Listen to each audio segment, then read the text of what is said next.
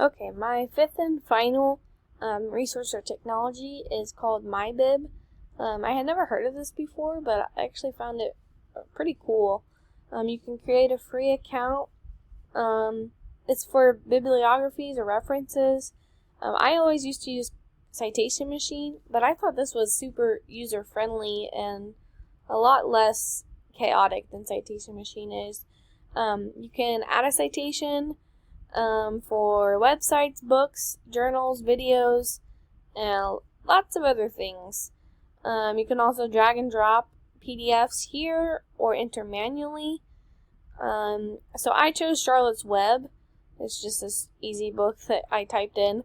You can import, and then let's say you need it in a different style. They have all these styles to choose from.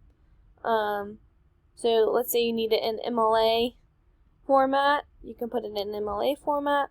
You can share, and you can then download your works cited page. You can also copy this and put it on your project. I thought this would be a super easy way for students to use this for essays that they're writing, and also for other teachers. Us as teachers, like we've talked about in this class, we need to always cite our resources as we've already used in this class.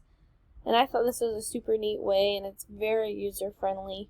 And I thought it was a really neat website. So, yeah, that's my fifth and final resource.